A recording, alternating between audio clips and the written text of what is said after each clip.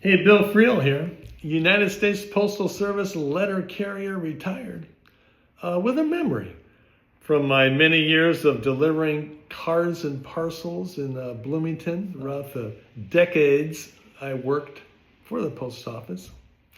And I want to share it with you. And it's short and very simply titled, A Mailman's Christmas. Years ago, when I delivered mail on West Dixie Street, there was a one-story limestone house on one of the corners. Pretty nice house compared to the fading bungalows in that neighborhood, and one year a young couple, ambitious looking, moved in. They looked to be in their early 30s.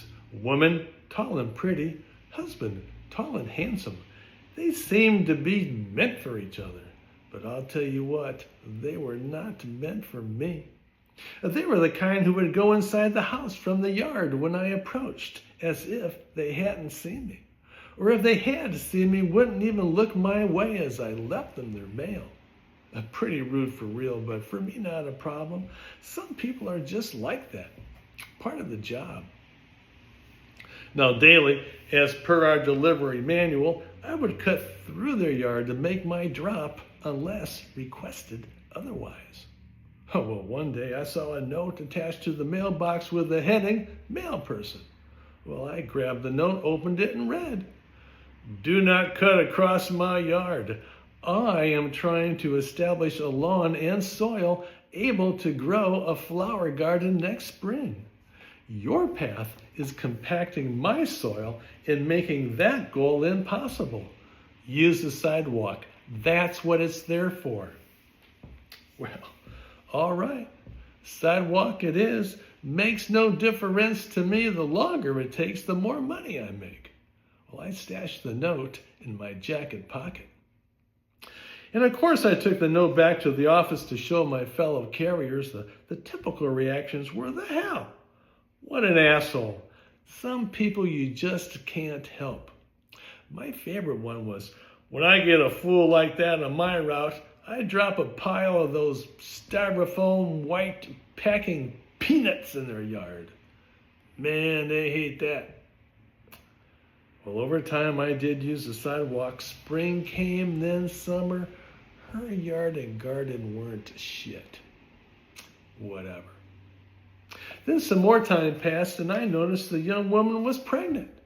I thought, as sour as she is, she'll likely push out an old gargoyle.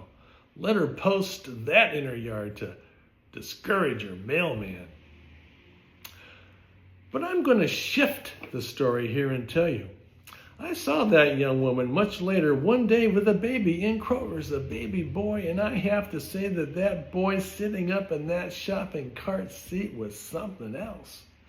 He was like a magic baby, the kind that stops people everywhere, in a store, on a sidewalk, in a parking lot, with his eye contact, big smile, and perfect face. And you could see that somehow the baby knew his power and was playing with it. And the mother, she saw his power and she was playing off it too. And you could just imagine those two traveling through the day, creating those moments of delight for everyone, wherever they go. And as interesting as all that was, equally striking to me was the transformation that occurred in old Sourpuss. Like I said, she was pretty.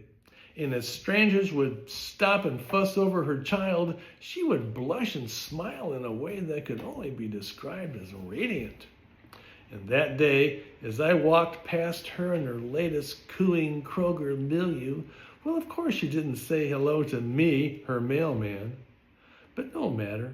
In spite of the slight, I was happy for her.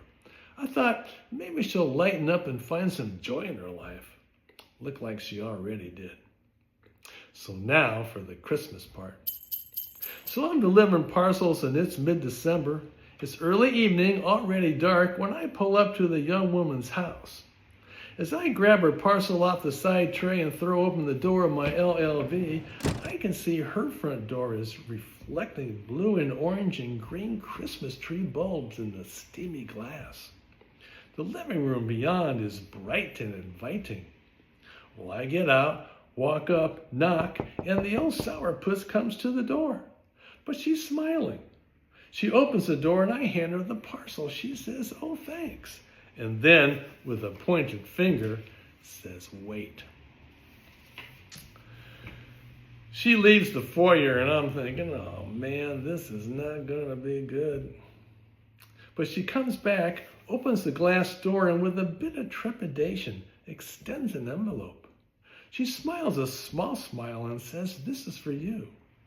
Then she gets pensive and says, "Look, I know I haven't been nice to you in the past, and I'm sorry.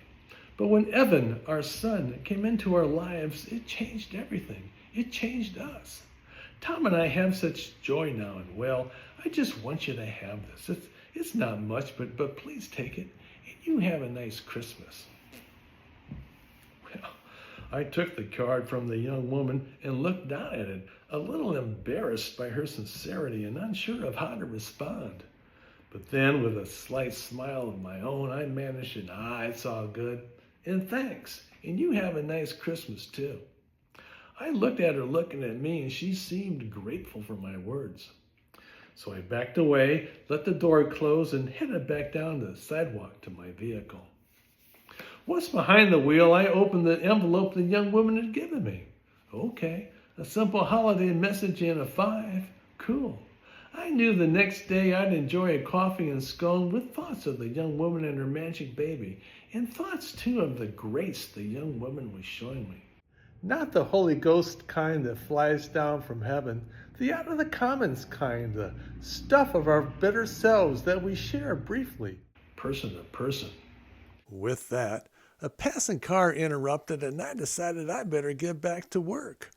I stuffed the envelope in my jacket pocket, slammed shut the door of my LLV, ignited my engine, and roared off. 3 more parcels, and my night was done. Well, okay, there you have it. A mailman's Christmas. Thanks for listening, and have a great holiday. Bye.